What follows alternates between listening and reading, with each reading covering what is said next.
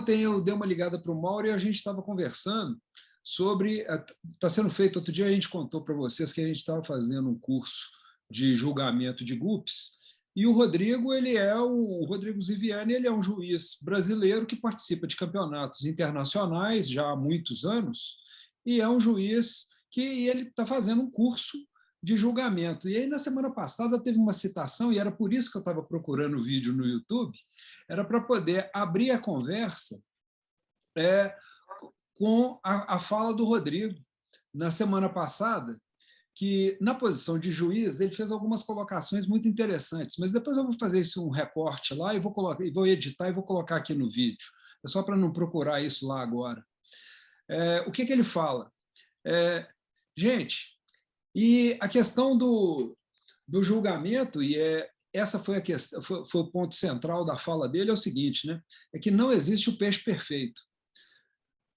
Que essa foi a frase que ele usou, fecha aspas. O juiz tem que ter em mente, ou o criador, que não existe perfeito. Não existe peixe perfeito. Eu nunca vou dar 100 pontos para um peixe. Nunca dei. E, em cima do não existe peixe perfeito, e por que ele falou isso aí? Porque ele estava justificando que,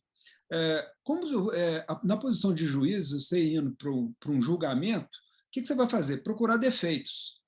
E procurar defeitos muitas vezes incomoda as pessoas, e principalmente numa questão onde é hobby. Mas é fundamental fazer a citação, porque quem estiver assistindo isso no futuro, para poder entender que a gente adora o peixe da gente e tudo mais, mas chega um desgramado do lado e fala assim, a cauda está assimétrica. E não adianta brigar contra a anatomia, a cauda está assimétrica e ponto. E aí, muitas vezes, as pessoas entendem isso como uma crítica pessoal, mas é um ponto fundamental, são pontos fundamentais, porque assim, se a gente não focar nos defeitos, fica só parabéns para todo mundo, porque todo mundo está participando. Então, na hora que você vai para um sistema de classificação e no nosso caso aqui, no interesse maior, com interesse para a seleção, o foco é procurar defeito. Então, o que a gente vai fazer hoje é procurar defeito. Opa!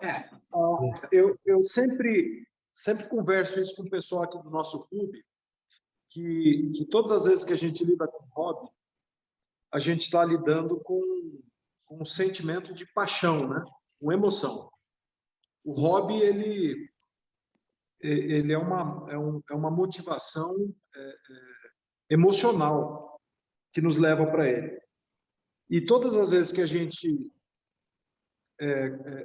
realiza qualquer coisa na vida com base na emoção, é muito bacana porque a gente é apaixonado, né? A paixão é uma puta motivação. Mas é um pântano também, né? A emoção joga a gente no pântano. E um dos sentimentos que é muito comum nos hobbyistas, eu já fui hobbyista de um monte de coisa, de jipeiro a carro antigo, e agora estou no Kingo, a gente acaba se perdendo na vaidade. Na vaidade. E a gente procura aqui em Brasília brincar muito com isso, até para se imunizar esse tipo de questão, né? A gente não pode deixar o sentimento extrapolar a paixão e entrar em outros campos aí que Nelson Rodrigues e Shakespeare iriam nos qualificar aí nos dramas humanos, né? Então a gente tem que se policiar mesmo, se policiar, porque é paixão, né? E o peixe acaba virando um filho, né? Professor, antes de você começar, eu queria fazer um depoimento rapidinho aqui também, né, do que aconteceu essa semana aí, né? Eu achei muito legal essa semana, e a percepção que eu estou tendo é que eu não gosto nem de chamar de grupo, né? Grupo é negócio, mas assim, o time, né? Vamos dizer assim, tá cada dia que passa, estou sentindo uma evolução muito legal, né? As pessoas estão se soltando, estão ficando mais à vontade para falar um pouco da sua real experiência, né? Tá, um depoimento do Enio essa semana, lá eu escutei os vídeos, os áudios dele já várias vezes, né? Que começou, né? Começou a conhecer essa comunidade do Kingo, né? E era uma coisa que, quando o professor me convidou, e o Mário, eu falei, nossa, era tudo que eu estava sonhando. E a gente começou, já estamos aí já há alguns meses, e eu sinto que agora realmente está tomando corpo, né? A coisa está tomando corpo, e hoje está muito dentro do assunto, e eu, assim, honestamente, Enio, eu gostei muito da organização que vocês fizeram aí no KCB, né? Isso Kings de Brasília, né? Que vocês dividiram, né? Tem uma pessoa que cuida só de Oranda, você lá está com Oranchu. Eu achei muito legal, que é o propósito do grupo desde que foi criado, né? E isso está amadurecendo, né? Eu noto que o Mário, o professor aí que propor, eles estão deixando a coisa acontecer e a coisa está vindo amadurecendo aos poucos, né? Então, eu fico muito satisfeito de ver essa evolução e a contribuição de cada um que está. Cada dia que passa, a gente vai vendo a contribuição, né, a integração, né? E esse depoimento aí do Enio eu achei muito legal, porque é o depoimento nosso no futuro, né? Como é que, né, você, né, o Mário, o Hermínio, até o Minoro, eu acho que eu sou mais novinho aí, né, vamos dizer assim, mas vocês todos já se conheciam a Roberta aí, né, junto com a Simone, né, o Sakai, então todo mundo já se conhece, até o Irã, que participou pelo grupo por um tempo, depois saiu. Então, assim, a comunidade do King, ela é muito forte, né? Pena que a gente não consegue reunir todo mundo aqui, mas quem sabe no futuro. Era esse depoimento que eu queria dar, assim, estou muito feliz com a evolução do time aí. A realidade é que todos nós vamos nos deparar com problemas, né? Essa semana, por exemplo, ontem, né, de ontem para hoje, o Ederson lá preocupado com o que tinha acontecido lá, eu bati um papo com ele mais longo, falei, cara, você não é o único privilegiado disso acontecer, não, isso também acontece aqui, né? Quem está com ser vivo não está livre de ter algum tipo de problema. Às vezes você erra um pouquinho na mão, na ração, quanto mais o ambiente é restrito, é menor, maior a chance de dar problema. Então, você tem que ter muito cuidado. Você ainda curtiu comigo aí a minha cara, né, dizendo que o Mauro não fica fora mais do que 24 horas. É minha realidade, cara. Não dá. Não dá. Porque sou eu que cuido, né? Então, eu não quero correr o risco. E, às vezes, com 24 horas, dá problema. Não precisa de 3, não, tá? Na verdade, o que estava acontecendo é que eu estava eutrofizando, né? Os meus, né? O meu sistema, né? Ou seja, tinha nutriente, começou a ter um equilíbrio deficiente de oxigênio com a quantidade de nutriente que tinha e começou a gerar, né, perdas, né? Vamos dizer assim, né? O consumo foi grande demais. E aí não tem organismo que... Eu não tenho oxímetro aqui em casa, né? Mas eu acredito que o oxigênio deveria estar baixíssimo, né? Por sorte, são quinguios, né? Porque se fosse outra espécie aí, eu acho que já tinha dançado tudo, né? Porque eles resistem muito, na verdade, né? Eles são duros na queda, né? Não é qualquer coisa que derruba os bichos, não.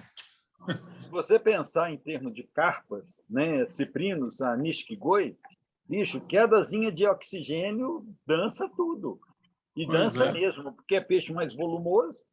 Nós temos que lembrar que tanto o quingo, que também é uma carpa, né, quanto a carpa Nishikigoi, são peixes de clima, de água temperada, né? Eles se adaptam à temperatura um pouco mais elevada? Sim, eles se adaptam, mas é imprescindível que tenha uma concentração de oxigênio adequada à demanda biológica dele. Enquanto os peixes tropicais foram selecionados, né, ao longo dos anos, num equilíbrio de concentração de oxigênio menor, né, esses peixes são muito mais exigentes quanto à concentração de oxigênio, e tendo em mente que os quingos, nas raças mais bojudas, mais gordinhas, né, massa, né, é massa corporal que demanda oxigênio. Então, é uma coisa que a gente tem que ficar atento. Mas se fosse carpa, você teria perdido provavelmente tudo. É complicado, né? Agora... Por isso, é interessante a gente ir aprimorando o sistema da gente, de maneira a dar um grau como é que eu vou dizer, de segurança. A gente estava esperando a Roberta chegar para poder entrar no tema. Oh, desculpa, viu, Roberta? A culpa é sua, hein? Imagina, porque nos outros é tudo eu, tudo eu. Não poderia perder essa reunião hoje. Somente falar do rei dos químbios, né? Então... Ô, Roberta, você podia... Eu queria te fazer um convite, então, Roberta. O Mauro sempre me conta da sua dedicação e o tanto que você se aprofunda no tema e tudo mais.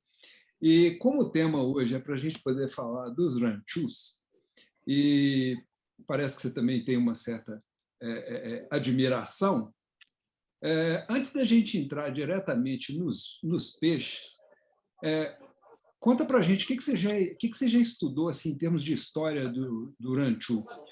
Traz a gente até numa atualidade aí. Bom, eu sou extremamente apaixonada por essa raça e a minha história com eles se deu início ao trabalho de muitos senseis que a gente vê, né, que hoje a gente tem um acesso mais fácil, né, pela internet, de estar pesquisando, e foi paixão à primeira vista, né? Tive a oportunidade de, alguns anos atrás, trocar palavras com o mestre Fuji, né? Ele ainda morava no Japão, então, quer dizer, essa reunião de informação, né? As características que eu aprecio muito, então, quer dizer, tudo isso faz com que a gente queira estudar muito mais. Então, eu procuro muito aprender sobre padrão, sobre as características, né, de cauda, cabeça, que tem uma infinidade, cada coisa tem uma história, né?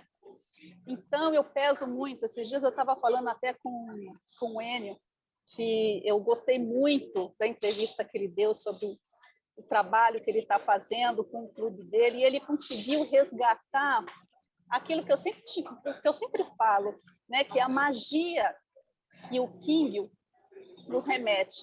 Ele leva a gente para um mundo paralelo de conhecimento, informação, mitologia. E aí depois eu conheci essa lenda, que é o professor Mauro, aí, incrível, né? E aí a gente troca muita experiência, aprendo muito com ele. Então, falando-se de ranchu, a arte de criar e manter ranchu, como a gente já sabe, né, ele percorreu um longo caminho e sempre estabelecendo disciplina, né, para pudesse fazer esse refinamento de padrões. E isso por mais de década, né, de século, para chegar nesse nível de perfeição, vamos dizer assim, né? Porque é como você falou no início da reunião, né? Não existe peixe perfeito. A gente está sempre procurando aprender a contribuir mais sobre esses animais, né? Então, as variações, as inclinações e até as aceitações que hoje estamos discutindo nessa reunião é perfeito. Quer dizer, a gente tem sempre a melhorar, né? E essas características que eu aprecio muito, que são as variações de cabeça, de cauda, que eu acredito que a gente ainda mais para frente vai falar sobre isso. Mas olha que coisa bacana. Referente ao corpo, por exemplo, o corpo do ranchu, além da trajetória desses animais em relação à visão superior, por exemplo, aos ranchu tradicionais, entendeu? Sobre as colorações também, que são características à parte, vamos dizer assim. Então, algo interessante, que nem, por exemplo, o corpo do ranchu, né? O professor ele pode me corrigir se a pronúncia estiver errada, né? Então, é coxi ou cuxi, né? Que é o corpo do ranchu. E é o formato do corpo desse animal, principalmente a curvatura do dorso, ele deve ser uma reminiscência de um pente tradicional japonês, um pente de bucho, se chama koshi. Entendeu? Então, esse pente de bucho ele pode ser tanto um bucho curto como um bucho longo. Então, é por isso que nós vemos muito dois padrões de corpo, vamos dizer assim, né? Que é o padrão mais longo e um padrão mais curto. Então, tudo isso dentro de um equilíbrio de cauda e cabeça, que eu acredito que mais para frente a gente vai falar um pouquinho mais sobre isso. Então, quer dizer, é um animal que tudo tem uma história, tudo tem um detalhe, um significado, e isso realmente é fantástico. Poxa, muito obrigado. Esse seu depoimento foi sensacional, viu, Roberto? Eu queria só, antes de passar a palavra para o professor Mauro, eu queria te fazer a pergunta que responde para o Fábio aí para a gente. Aí, ó. Fica a pergunta: o comportamento dos ranchus é mais dócil e por que razão isso? Olha, eu não sei explicar o porquê. Eu até poderia dizer que, devido à limitação, vamos dizer, dele do nado, devido à ausência de nadadeira dorsal, faz com que o animal seja um pouco mais dócil, por ser mais lento. Eu poderia dizer isso antes de conhecer o Choutegan, porque o Choutegan, ele é um animal que ele tem ausência de nadadeira dorsal, só que é um peixe extremamente arisco, extremamente arisco. Então, eu não sei dizer o porquê do ranchu ser mais dócil que os outros animais. Eu acredito Mas ele é que não extremamente tenha... arisco, mas ele tem caudal maior, né? Ele tem outra forma de impulsão, né?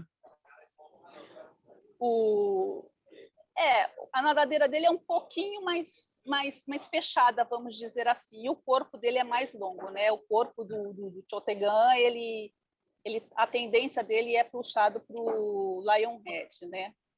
Mas eu não sei te dizer, porque eu tenho um Ryukin que come na minha mão, né? Então, não saberia responder essa pergunta. Não, mas eu acho que você navegou aí pelas questões que explicam aí essa impressão da docilidade, né?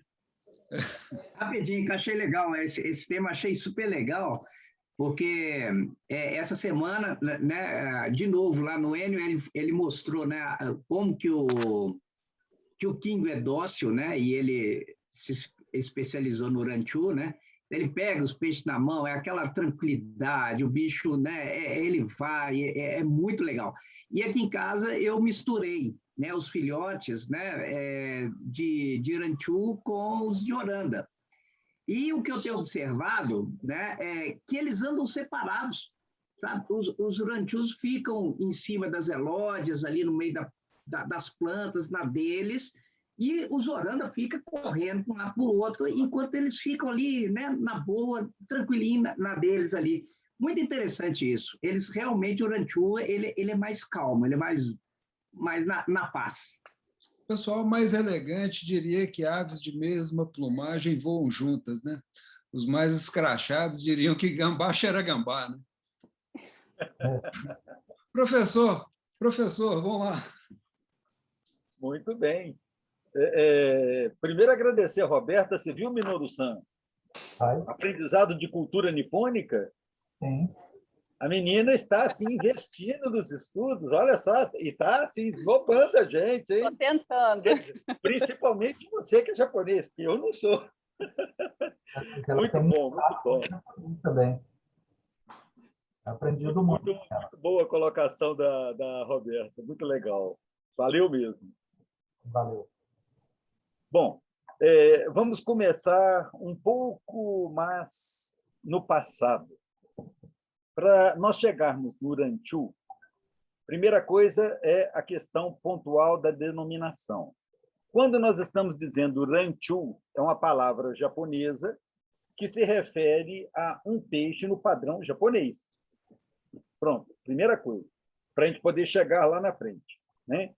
Posteriormente, eu havia sugerido anteriormente para vocês, na reunião passada, que o pessoal assistisse aquele vídeo do Lei, né, onde ele mostra o padrão do ranchu japonês, chinês e tailandês, né? Então, baseado lá na origem do ranchu japonês, os tailandeses fizeram o seu direcionamento, os chineses também. Okay? Então, hoje nós temos, a princípio, 3 padrões, né, de Ranchu, definidos, vamos dizer assim. Mas, voltando na origem, o que nós temos de concreto?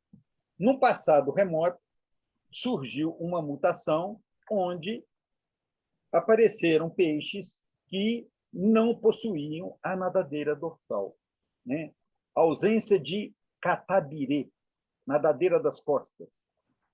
E essa ausência de nadadeira das costas surgiu a partir do aquim. O aquim é aquele peixinho, né, lá no quadro genealógico dos índios, é um peixinho relativamente longo, né? E isso, ele é um peixinho um pouquinho mais gordo do que o original selvagem e com a cauda dupla, né?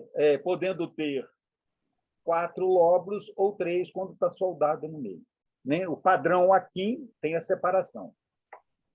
Então, do aquim surgiu, né, a mutação, e nós podemos ver embaixo à esquerda no quadro o marucô.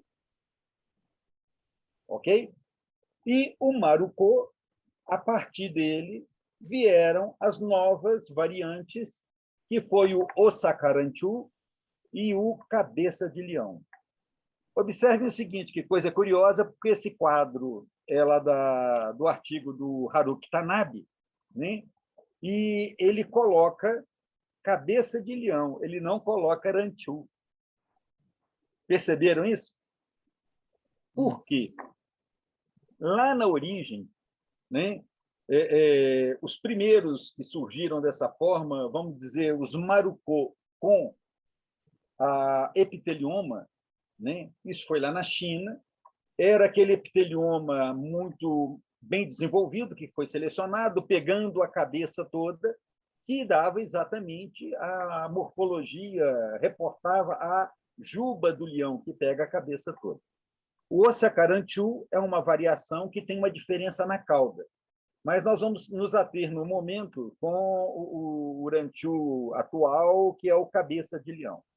Então, com a chegada do cabeça de leão, oriundo da China ao Japão, os japoneses começaram a trabalhar um padrão que era do gosto deles. E lá no passado, não era como é hoje, né? O visual não era lateral, não era o side view, né? Os peixes eram vistos em tanque e por cima. Então, a vista superior, você olhando o peixe que está lá dentro d'água. Então, os japoneses trabalharam nessa direção. E se nós percebermos o padrão do ranchu japonês, ele não é um peixe muito curto. Ele tem um comprimento maior do que o padrão do tailandês e o padrão chinês, que é o mais curto, inclusive. Né? Por quê? Para o japonês, o interessante era aquele padrão mais alongado e com uma morfologia de cauda bem característica e, principalmente, o pedúnculo caudal. Por quê? Paralela à curtição do ranchu, o japonês é muito detalhista, né? E gosta de apreciar determinadas coisas. Então, tem algumas coisas curiosas na cultura japonesa, né? Por exemplo, o hanami, né? Que é o momento de você ver quando ocorre a florada das cerejeiras, do sakura, né? Que, por sinal, essa fala do hanami não é à toa, porque o padrão ideal de cauda do ranchu japonês se baseia no formato da flor de cerejeira, de sakura, né? Que é o padrão de cauda sakura. Olha bem essas associações que os japoneses fazem, né? O japonês ele tem um vínculo com a natureza muito forte, né? É até engraçado porque, como eu já fui cantante, né? Cantante, porque cantor eu estou longe, né? O japonês tem uma série de músicas num determinado estilo que reporta muito ao furusato, a terra natal, o saudosismo da terra natal, que muitos tiveram que sair do país ou ir para outro local para sobrevivência. Então, o japonês tem muito vínculo com o seu local de origem, né? Então, ele vai adequando aquilo que ele tem ao seu redor ao seu contexto, né, direcionando a seleção para aquilo que ele faz parte da cultura dele. Olha, por exemplo, fazendo uma provocação com um colega aí, que é um cara meio assim, já falou mal de mim hoje cedo, né, que é criador de Akita, né, Akita Inu, né? Olha o padrão de comportamento de um Akita. É japonês, pô. O cachorro é japonês. É igualzinho, é igual que nem, como diz no português, né? São características que vão sendo introduzidas, né, no comportamento animal, que é uma seleção humana, e aí vem, para complementar a fala da Roberta, como os japoneses gostam desses detalhes, tem a questão do nado do ranchu. Olha como é que uma coisa vai ligando com outra, com outra, com outra. E com essa questão do nado do ranchu, isso levou uma seleção de um padrão de nadadeira caudal e de pedúnculo caudal para que caracterizasse um nado diferenciado. E esse nado diferenciado é um peixe com um bom pedúnculo caudal. Ele não sai aquele peixe rebolando, rebolando, rebolando. Não, ele não faz isso. Ele imagina um barco com um motor potente, que ele tem um pedúnculo muito forte, uma mexidinha dele joga ele para frente. E como ele é bojudo, né? O deslocamento dele é diferenciado, que é uma característica, inclusive, que leva a esse comportamento que o Sérgio estava falando. Os orandas saem tudo aleatório, lá nadando por... o Sérgio disse correndo, mas eu digo nadando. Sacanagem, Sérgio. Já viu correr dentro d'água, né? Só se a água estiver rasinha. Molecagem, como sempre. Né? A gente tem que provocar os amigos. Então, o comportamento de nado do ranchu é outro. Né? É outro. É diferente dos outros pela própria anatomia dele. E o pedúnculo dele, quando levado para o padrão, leva a uma propulsão. É tipo você pegar um barquinho, né, e colocar um motor daqueles potentes para fazer, como diz ela, levantar o bico e ir para frente. Né? É bem interessante. Então, esses processos seletivos que demonstram, né, o tipo de gosto humano, né? Os seres humanos fazem isso. Na realidade, todo organismo faz isso. Todo organismo busca transformar o ambiente onde ele se situa em favor dele. Né? Então, nós, seres humanos, não somos diferentes, somos tão bicho quanto, né? E temos alguns gostos, né? Gostos variados, porque cada um gosta de uma coisa e ainda bem, imagina se todo mundo gostasse da mesma coisa, seria um negócio horroroso, né? Que ia ser uma disputa brava, né? E então, nesse sentido, as pessoas vão selecionando, trabalhando na direção daquilo que acham mais atraente. Por isso, é muito importante nós termos em mente, quando eu sugeri que vocês voltassem a ver o vídeo do Lei, é porque nós vamos ver, muitas vezes, um ranchu japonês, você olhando ele por cima, maravilhoso, quando você o vê na vista lateral, você fala assim, mas que coisa horrorosa, no bom sentido. Né? Por quê? Porque ele foge de um padrão visual para nós, ocidental, que muitas vezes é mais atraente o padrão tailandês e o padrão chinês. Por quê? Porque nós estamos habituados, nós somos muito mais recentes nesse processo, e aí, nesse mais recente, todo mundo passou a ter aquário de vidro, a vista é lateral.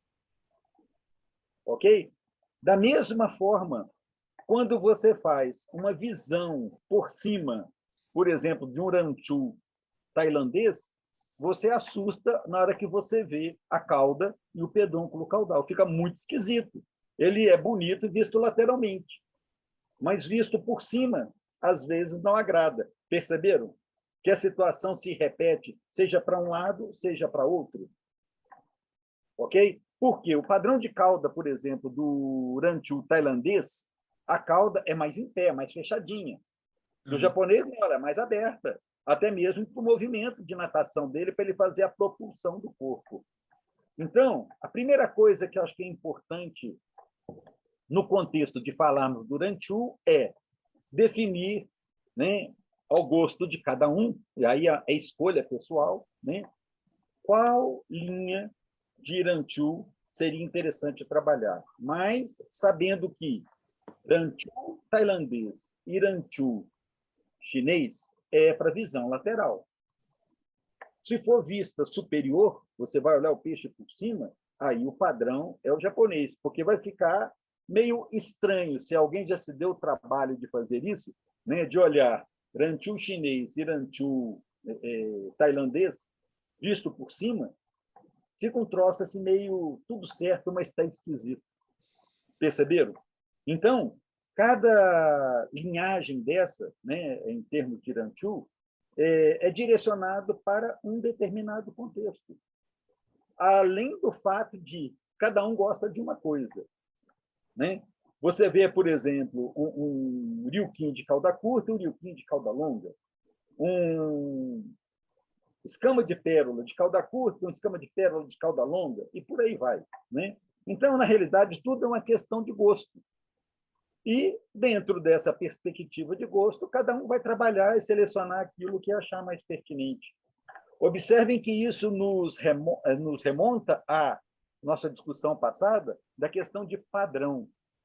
Nós estamos muito no início ainda para tentar definir esse tipo de coisa. Por quê? O que a gente quer na realidade? Eu acredito que para várias pessoas, né, para nós no geral, a gente não tem, inclusive, nem muita clareza dessas características e desses padrões. Então, fica muito difícil, né, você tentar definir algo que você ainda não tem nem exatamente uma definição própria.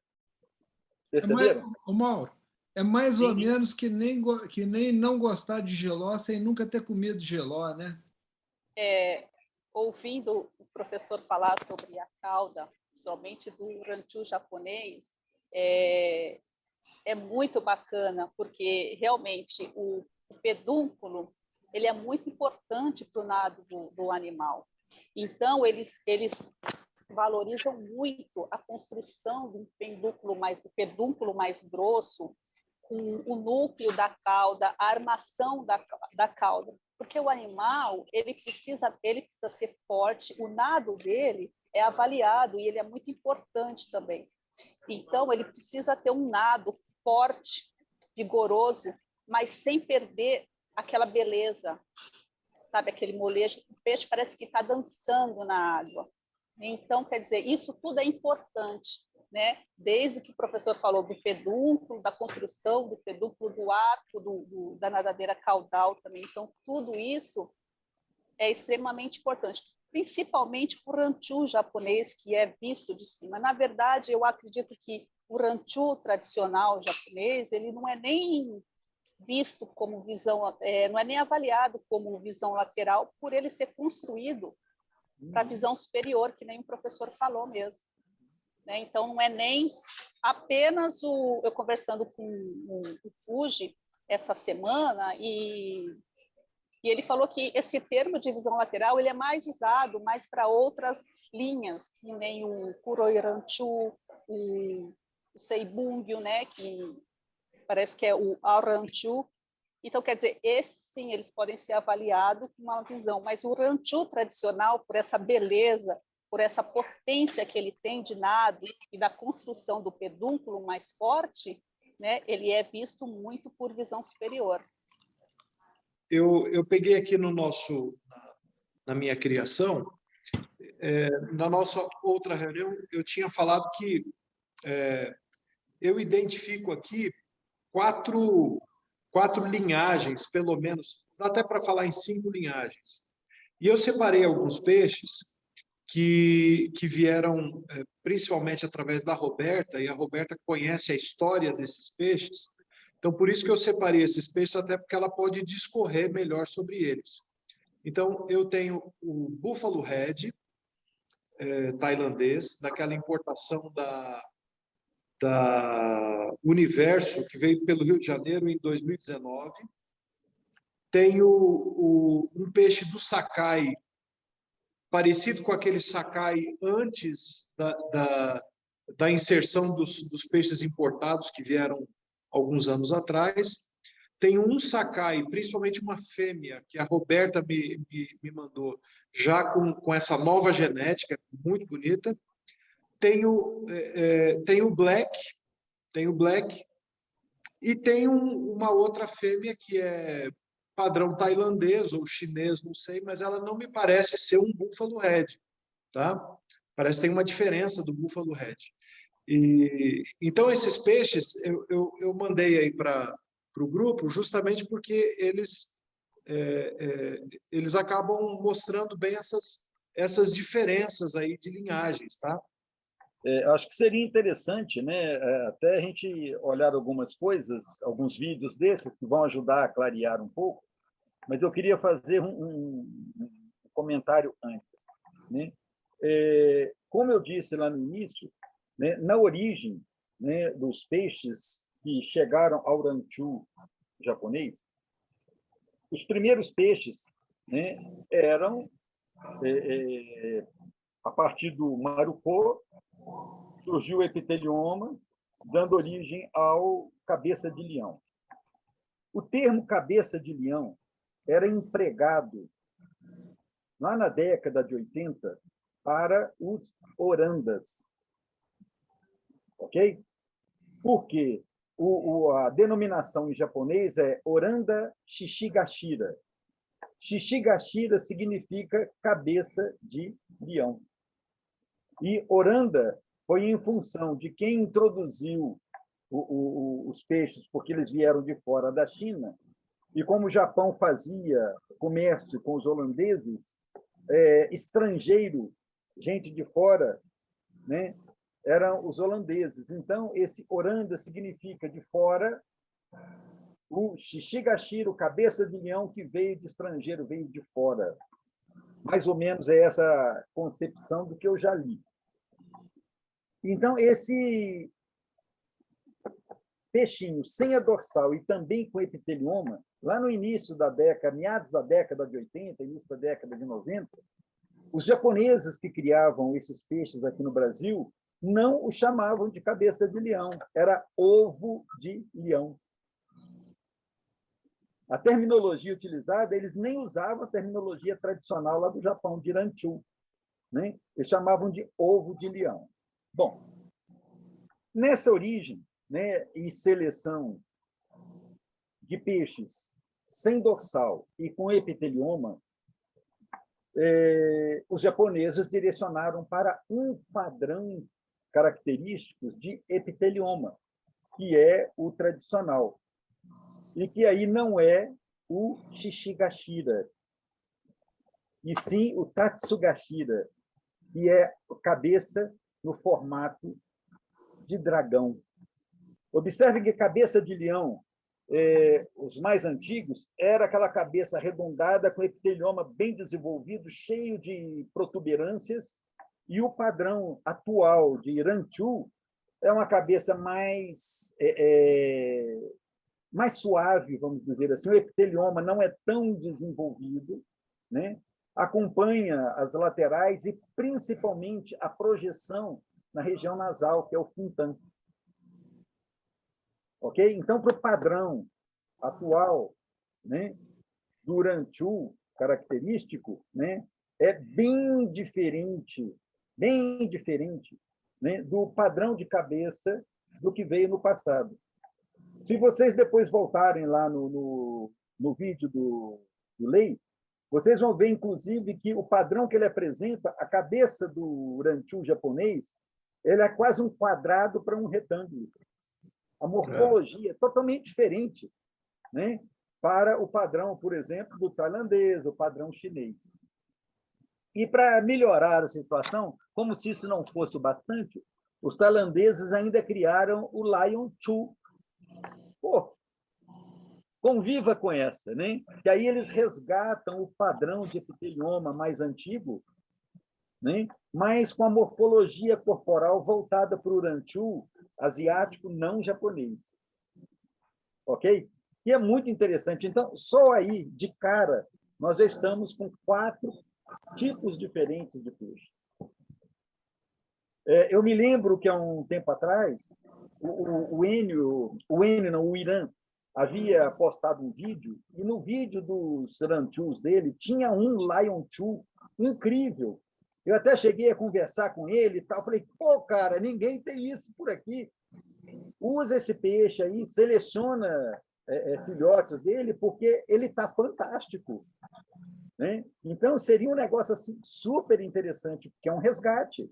Porque, com o passar do tempo, as pessoas, por seleção, foram eliminando aquelas características do cabeça de leão antigo, né, para a construção do moderno, e isso foi se perdendo. Né? E o mais curioso nesse processo todo é que houve uma evolução também genética, de mudança de expressão gênica, que é outro aspecto a ser considerado. Lá nos primórdios, quando surgiram os primeiros, quando eu falo a cabeça de leão, agora estou falando de epitelioma, independe de Irantu ou de Oranda, né? A característica era determinada por genes, óbvio, que a herança é poligênica, mas dava aquele padrão de enchimento de toda a cabeça. Posteriormente, houve uma divisão gênica de região cranial, a região opercular e, posteriormente, veio a região nasal, que é o funtan. Então, há uns dias atrás, me parece que foi o Ederson, que hoje o filho da mãe não está aí, a culpa é sempre da mãe, o pai não tem culpa, é assim? É tudo filho da mãe. O Ederson, acho que foi ele que postou um Ryukin com funtan. Se eu estiver errado, alguém me corrige aí quem diz. Então, observe, um Ryukin com funtan. Só funtan, não tem as outras partes de epitelioma. Então, isso aí é mais uma demonstração da separação que ocorreu ao longo desses processos de seleção genética, de formação de epitelioma só no alto, né, na região cranial, só no alto da cabeça, separou da região do opérculo, as bochechas do bicho e ainda o funtan. Então, isso caracterizou, inclusive, para a linha, por exemplo, dos orandas, dos red cap, ou tanchou, em japonês, né? Um epitelioma mais acentuado só no alto da região cranial. O red cap não tem muita bochecha, é pouquinho. Né? Então, observa o que vai acontecendo ao longo do tempo com as reorganizações gênicas. Isso é fantástico. As novas possibilidades que são geradas. Ok? Então, não importa que seja Oranda ou que seja Aranchu, essa variabilidade gênica, né, do Wen como um todo, o Funtan, pegando todas as partes da cabeça, propicia, para quem quiser selecionar, tipos diferentes de padrão. Ô, Mauro. Okay? Isso é que é a cachaça. Quer dizer, mais uma, né? Mais uma motivação. Ô, Mauro, você com essa barba fazendo o exemplo assim, aí eu te vi o perfeito cabeça de leão, viu? Tá vendo? Mauro, qual é adequado a gente falar que o Lionhead é um ancestral do Ranchu? Qual é a vinculação entre essas duas raças, o tal do Lionhead chinês com o Ranchu japonês? Isso. O original, né, o primeiro foi lá na China, né, o Lionhead, né, cabeça de leão, que veio para o Japão e os japoneses, a partir desses peixes, começaram a fazer um processo de seleção que deu origem ao Ranchu. Volto a dizer, o Ranchu japonês. Tanto é que, até um tempo atrás, os japoneses não separavam Lionhead de Ranchu. Para eles era tudo uma coisa só. Lógico que o termo, o vocábulo era usado de maneira não diferenciada, vamos dizer assim, mas o foco deles era o padrão japonês. Na atualidade, para nós aqui, né, hoje a gente separa o peixe, que é o original, né, o cabeça de leão, né, para o Ranchu. Por quê? São padrões bem distintos. Quem acompanha o grupo da Simone, quando ela apresenta lá filhotes de Ranchu e de cabeça de leão, você vê diferença nítida Por quê? Primeiro, a linha de dorso, a curvatura de dorso e ângulo de cauda é totalmente diferente. Ou seja, o Urantiu japonês ele é muito mais rebuscado do que o cabeça de leão. Ele foi muito mais aprimorado, com um processo de seleção longo, que gerou um padrão diferenciado do cabeça de leão. Mas o interessante nessa história toda é o seguinte, como tudo isso é herança poligênica, é muito comum de um casal de Irantiu nascerem peixes com padrão de cabeça de leão. A morfologia. Por isso, se você quer uma linhagem de Irantiu do padrão japonês, tem que estar escolhendo aqueles que se aproximam ao padrão ideal de Irantiu. Porque a origem é a mesma, né? Foi um processo de aprimoramento de características, mas como esses bichos e a natureza fantástica tende sempre a tentar voltar para o ancestral, que era um bicho muito mais adaptado. Isso é comum, por exemplo, quem cria gupe, sabe? Você tem uma linhagem de gupe fantástica, vira e mexe, nasce um barrigudinho no meio. Né? Nasce uma poecília reticulata selvagem no meio. Você fala, pô, mas de onde veio isso? Né? Como que isso apareceu? Né? Isso chama atavismo, é uma conjugação gênica que remonta às origens. E os peixes são a mesma coisa. Por isso é necessário... Como é que é o nome? Atavismo? Em genética se chama atavismo. Isso nos demanda a necessidade de seleção contínua. Basta você pegar uns bichos desses e soltar na natureza, o que é que vai sobreviver? Observe, se nós soltarmos um casal de liuquim na natureza, ok? Se eles não forem predados logo, conseguirem reproduzir, quais os descendentes que vão sobreviver? Os de cauda simples ou de cauda dupla? Só pelo nado, a predação, os de cauda dupla vão sumir tudo rapidinho. Os de cauda simples vão sobreviver. Esses que sobreviverem, se reproduzirem, os descendentes dele vão ficar os mais curtos ou os mais longos, mais delgados? Óbvio, os delgados, que eles vão ser muito mais ágeis para deslocar. Então, a natureza volta a selecionar o quê? Para aquilo que é mais adaptado às condições ambientais. Nós estamos fazendo uma seleção que vai contra a natureza, né, de origem do bicho. Olha, observe nossos processos todos de seleção genética. Para uma vaca produzir mais leite, né, para um boi conseguir muito mais massa corporal, ele tem esses ganhos, mas ele tem outras perdas. Como sempre, em qualquer processo seletivo é isso. Você ganha numa direção e você perde em outra, porque não tem como juntar tudo. À medida que você faz uma seleção direcionada para determinadas características, você acaba incorrendo, entre aspas, no erro de perda de outras características. Aí você perde em resistência, às vezes você perde no crescimento, se a seleção não for focada no crescimento, e por aí vai. Então, isso que nós fazemos num processo seletivo, que não somos a natureza selecionando, nós não estamos escolhendo os mais adaptados. Observa que o Sérgio falou, os Irantius ficam mais lá no cantinho, mais paradinho e tal. Os orandas movimentam mais, porque, óbvio, a anatomia deles determina isso, em função da ingerência nossa em cima da anatomia dos bichos. E é por aí mesmo. Né? Então, essas são as diferenças que nós temos. E por ação humana. Óbvio que isso daí está voltado para uma escolha, né, de interesse humano. Por exemplo, se nós pegarmos lá no passado uma semente, por exemplo, de feijão, né, dá um pezinho de feijão, um feijão primitivo, quantos grãos esse pé de feijão consegue produzir? E pega uma linhagem selecionada de feijão hoje e veja quantos grãos ele consegue dar.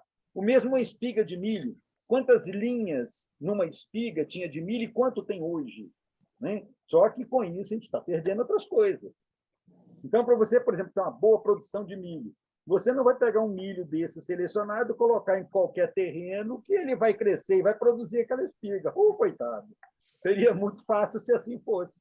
Né? mas ele vai demandar, inclusive, uma adubação muito específica, uma irrigação muito controlada, e os peixes são a mesma coisa. Às vezes você tem, e aí eu estou chamando a atenção usando esses exemplos, porque é para chamar a atenção para um detalhe. Você tem um peixe, um casal de padrão de qualidade excelente. Se você não fornecer para ele as condições ideais para ele expressar esse potencial genético, muitas vezes os filhotes não vão ficar lá grandes coisas. Não porque ele não tinha potencial genético, é porque ele não teve condições de expressar o potencial genético. Isso é incrível. Ok? Isso é incrível. Essa é a diferença. É muito grande. Então, para você ter um peixe no padrão ideal, você tem que oferecer para ele as condições que sejam os mais favoráveis possíveis para que ele possa expressar o padrão, o potencial genético que ele tem. Senão, ele poderá não ficar aquilo que você gostaria, por uma questão de manejo, de procedimento de criação do peixe. Tem um dado, tem uma pesquisa de forma, assim, de forma genérica, obviamente, se entrar por espécie e por especialidade, isso vai ter variações, mas que da manifestação fenotípica final do animal, né, 80% está relacionado às condições de meio e 20% relacionado à genética, né? Então, aí, nas condições de meio está a água, a nutrição, o manejo, densidade e tudo mais. Eu outro dia falei um negócio, eu não sei se eu falei errado ou certo, mas é mais ou menos o seguinte: o manejo, a condição que eu ofereço para o peixe, o limite do desenvolvimento do peixe é a força genética que ele tem, é a genética dele. Então, não adianta eu pegar um peixe que tem uma genética fraca e dar as melhores condições, que ele não vai render mais do que aquilo. Agora, o contrário não é verdade. Eu posso pegar um peixe que tem uma genética excepcional e, por falta de um manejo adequado, eu posso tolher o desenvolvimento dele e ele nunca vai chegar a ser o que poderia, né? E essa é a beleza do nosso trabalho, de ficar aqui tentando oferecer o melhor para que o teu peixe sempre renda ao máximo do potencial genético que ele tem. Exatamente isso. Exatamente isso. Observe, por exemplo, que os japoneses eles têm um tipo de procedimento para o ranchu japonês. Eles não usam tanques profundos para a criação dos filhotes, porque na concepção deles, a coluna de água mais alta, né, interfere nessa expressão da morfologia anatômica do peixe. Eu confesso que eu tenho algumas dúvidas em relação a isso, mas esse é um procedimento básico que eles fazem. Eu já tive algumas situações de observar peixes em profundidades diferentes e, no mesmo grupo, né, ter diferença no desenvolvimento final. Óbvio que pode ser uma questão, inclusive, de variabilidade gênica, porque não era a linhagem tão bem selecionada, bem, como é que eu vou dizer, bem delimitada para aquelas características, mas que deu diferença, deu, para determinados tipos, né? Então, é possível, né, que isso venha a ser algo relevante. Eu estou dizendo nas minhas dúvidas porque, como eu não testei, não fiz esse tipo de experimentação, eu não posso afirmar, né, que eu me deparei com isso, que eu encontrei isso. Estou fazendo comentário das coisas que eu já ouvi, de conversas, né, e de falas de criadores. Então, o mais importante nesse contexto que eu vejo, no meu caso, é a gente vivenciar. Lógico, dentro do possível, vamos experimentar, pô. Vamos ver o que dá. E, para isso, é necessário tempo e espaço, que é os dois grandes vilões, né, na criação de química, espaço e tempo. Porque, para você poder experimentar a diversidade toda, é praticamente impossível, né? Principalmente no nosso contexto, que nossas criações são pequenininhas. Né? Para quem tem extensão, cria de forma extensiva, ou mesmo intensiva, mas em dimensões grandes, aí você tem uma possibilidade mais acentuada de estudo. Mas, no nosso caso, nós temos, como disse, miudezas que nos divertem, que eu acho que é por aí. Isso que é importante para a gente. Essa é uma fêmea que veio da Roberta. A Roberta pode falar desse peixe aí. Bom, esse animal, ele já vem dessa nova geração, vamos dizer assim. Ela é um cruzamento da velha guarda, como você disse, dos animais do Sakai. Porque os animais do Sakai, eles puxam mais para o rancho chinês, né? Para o gosto pessoal dele. Ele gosta de um peixe mais redondinho, de um corpo mais curtinho, né? Que é aquele bucho curto. E então é interessante esse peixe porque quando os importados chegaram, né? Devido à liberação da importação, vieram os tailandeses. E, neste caso, os tailandeses, vamos dizer assim, a grosso modo, eles têm um focinho.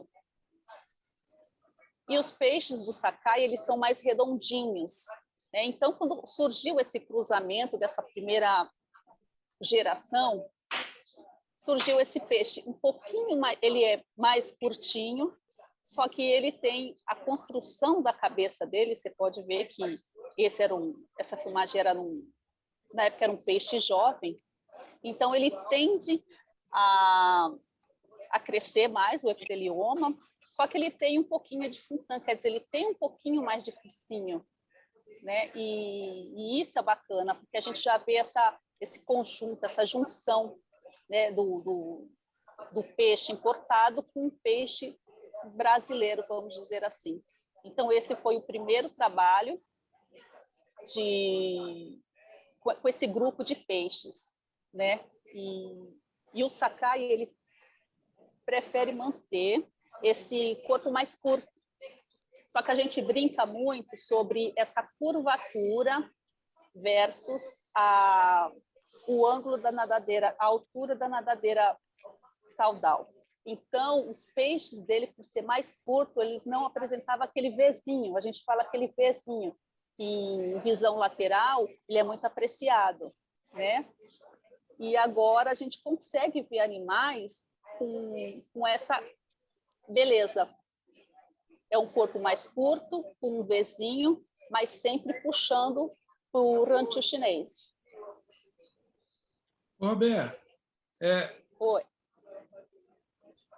Essa depressão aqui no final da curvatura aqui, isso é ponto de melhoria ou não? Exatamente. Esse peixe ele tem uma pequena deformidade no final do dorso. Uhum. Esse peixe ele foi da primeira geração desse cruzamento brasileiro versus importado tailandês. Então, ele tem muito a melhorar ainda, quer dizer, ele já foi melhorado, né? Porque já saiu outras gerações. Uhum. Então, ele tem um pequeno defeito no final do dorso, que é bem próximo ao pedúnculo. Porque no caso do ranchu, a construção do ranchu ele é muito interessante. Às vezes você trabalha na cabeça, só que você perde-se na cauda.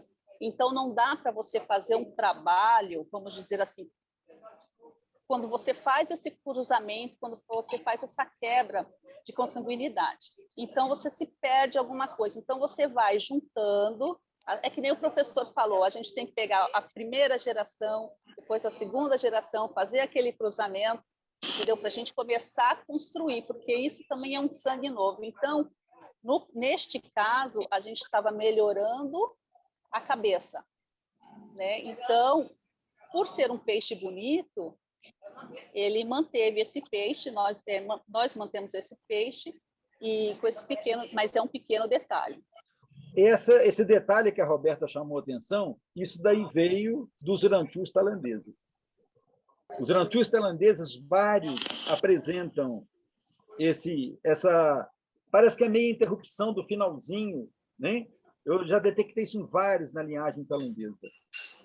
É isso aí mesmo. Quando você cruza duas linhas, você tem ganhos, mas também ganha alguns aspectos interessantes, mas pode ganhar algum defeitozinho também, né? Como não existe o bicho perfeito, é questão de seleção. Isso não significa que o peixe não presta, muito antes, pelo contrário. É avançar no processo seletivo para eliminar esse pequeno defeito. É isso aí mesmo. O caminho é esse. É buscar nos filhos essa característica ou menos acentuada ou não presente, né? Exatamente. Esse é o trabalho. Buscar na cabeça descendência a variabilidade genética. Esse peixinho aí, ele é muito querido por mim, o Enio sabe, né? Ela é um exemplar importado, de uma beleza fantástica, tanto na coloração, como no padrão morfológico. A curvatura dela é muito bem agradável. E aí, no caso, vamos para a cabeça dela. A cabeça dela, apesar dela ter um dorso, ela é um peixe tailandês, apesar dela ter um dorso mais elevado, né, ela tem a cabeça dela é um pouquinho mais exagerada, vamos dizer assim, em comparação ao búfalo red. Porque o búfalo red, ele tem um controle, vamos dizer assim, de crescimento de whey na pata opercular, entendeu? E ela não, ela está mais para um shishigashira, vamos dizer assim, né? E a cabeça desse animal, em visão superior, ela é fantástica.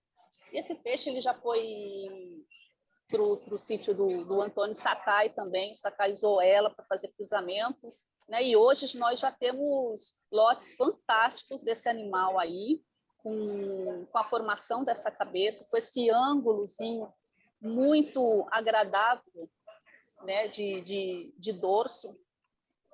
E a cauda dela também é muito bacana, porque ela tem foi um dos peixes que vieram de uma importação que tem o pedúnculo um pouco mais grosso.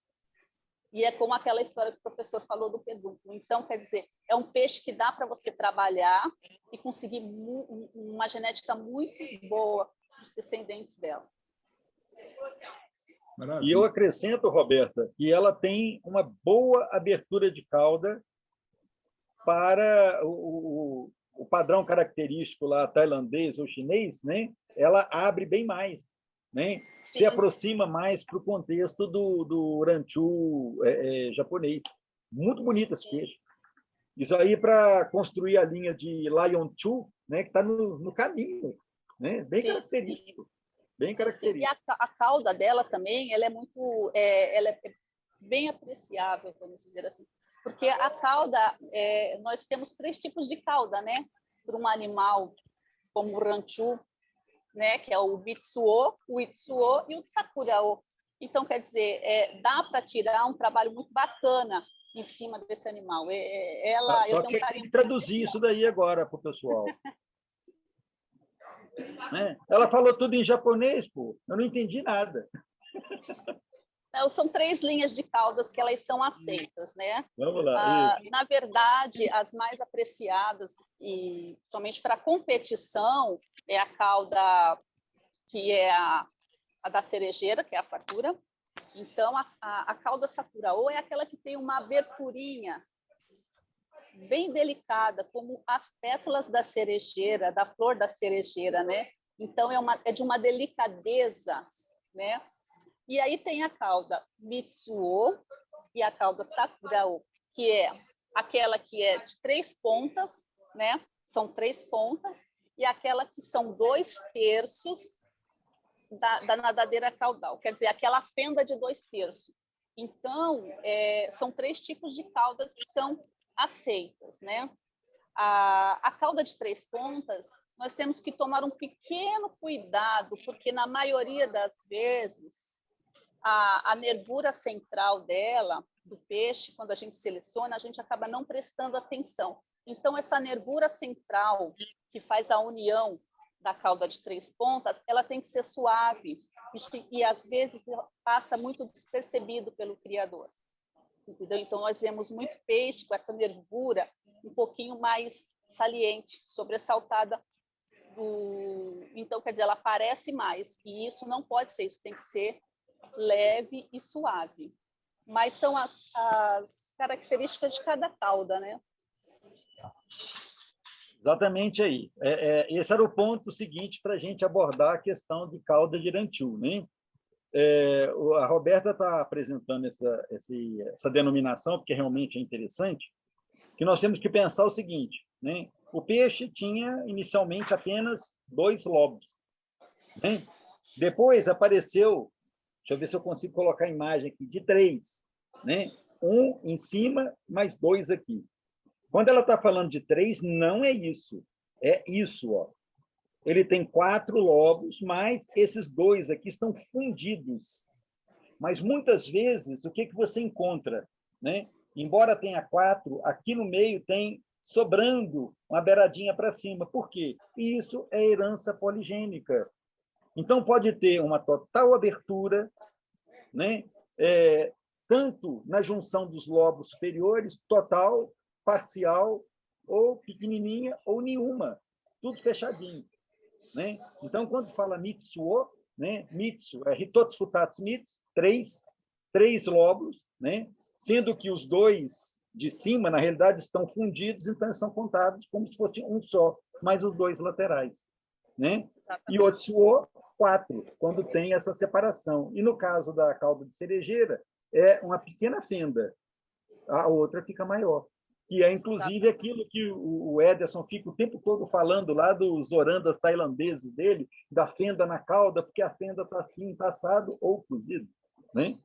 Essa é a diferença. Se for para o padrão japonês, aí está o direcionamento. Beleza, Roberto? Roberta, sobre a coloração, aquele peixe, qual é a coloração dele? Esse último.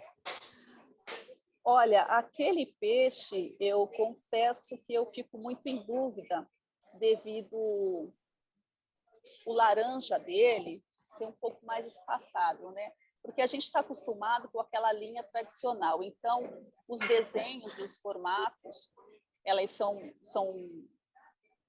mais concretas, né? Então, eu tenho um pouco de dúvida em relação à coloração desse animal. Eu não sei classificar ela devido a isso, devido a cor laranja está muito espalhada, principalmente na linha lateral dela. Então, eu não saberia classificar ela. O professor saberia? Sakura? Não está num padrão característico daquilo que a gente conhece. Muito Exato. Interessante, por sinal. Né? Muito interessante. Poderíamos Mas eu não falar... sei se para essa condição teria uma denominação específica. Esse animal é um belíssimo exemplar, a curvatura dele tá fantástico. Esse Vzinho, vocês estão vendo, entre o ângulo do pedúnculo com a nadadeira caudal, está bem em pezinha, e é isso que a gente que a gente trouxe para cá para o Brasil, né, que foi muito apreciado. O cruzamento dos peixes brasileiros, que era um corpinho mais curto, vamos dizer, da velha geração, né, que se perdeu um pouquinho dessa característica, hoje em dia ela está mais atual aqui no Brasil devido a esse novo lote, essa nova geração. E esse animal está um padrão bem característico, bem tailandês, né? O professor poderia falar um pouquinho mais desse peixe? Exatamente. Então, peixe maravilhoso. Para o padrão tailandês, está maravilhoso.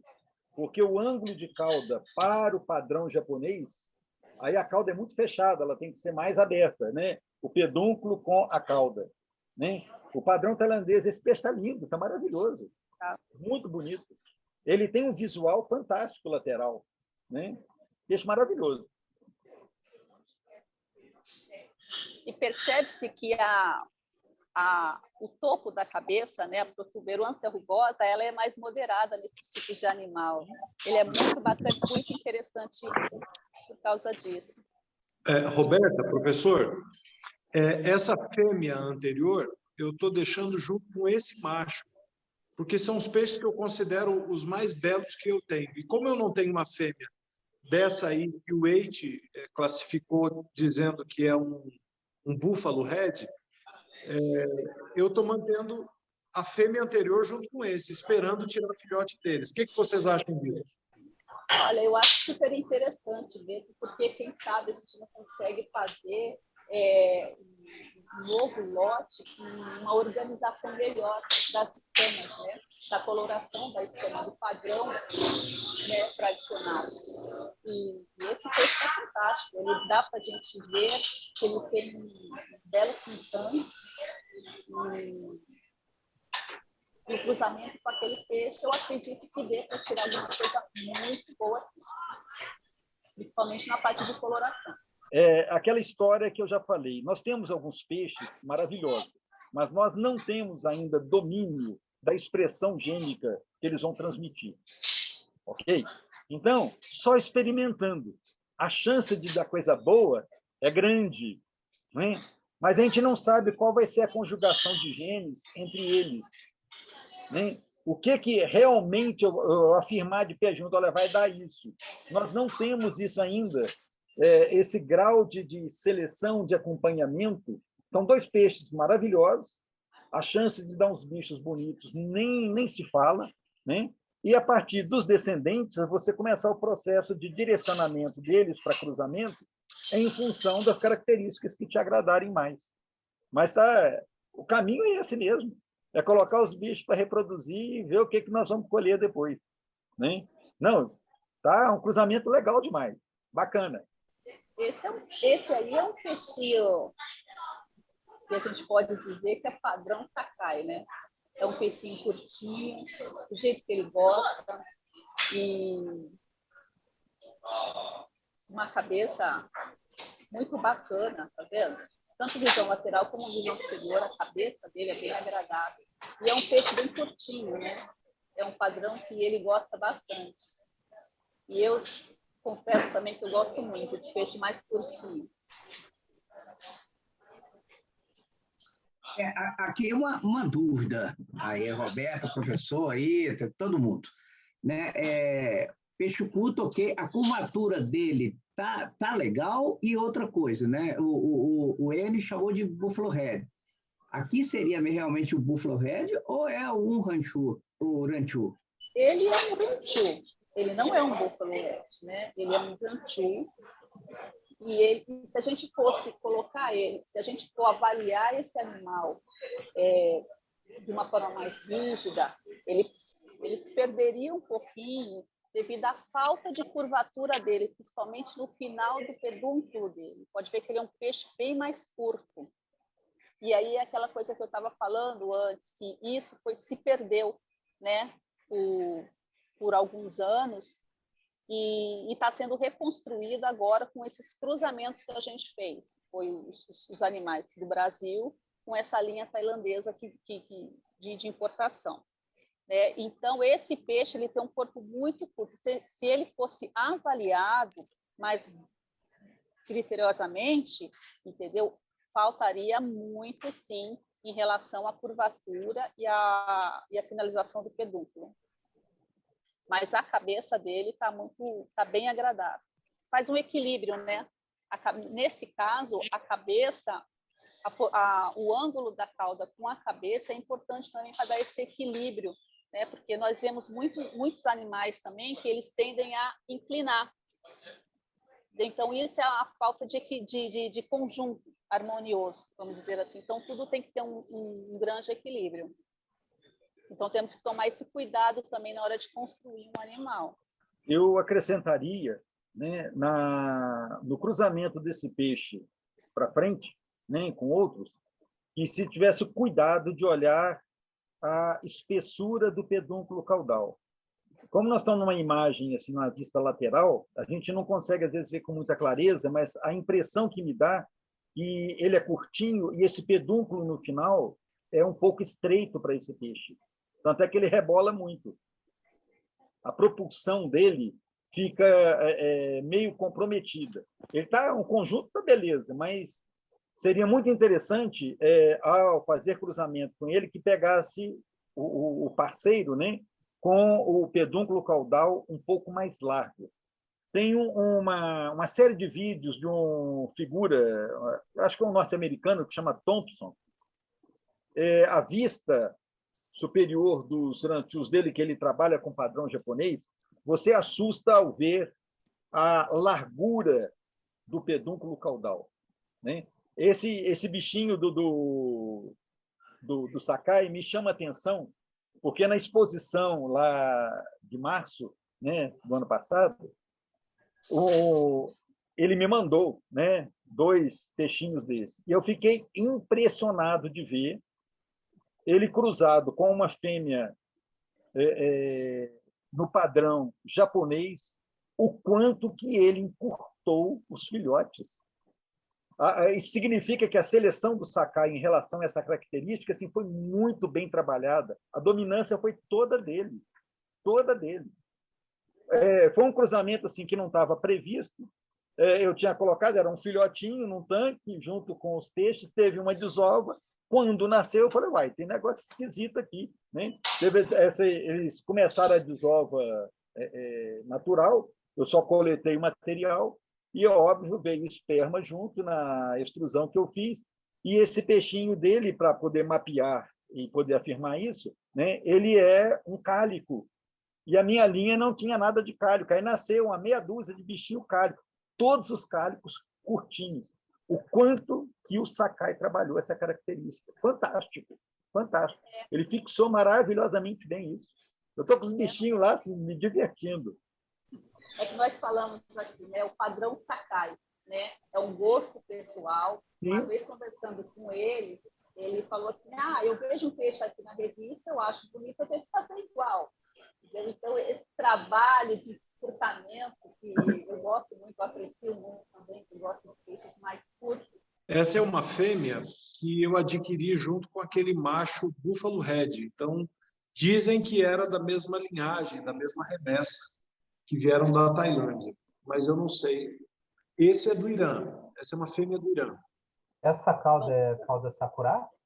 Mas observa que para a cauda sakura, além da fenda, né, ela se você pensar em termos de lobo, ela é mais aberta. Né?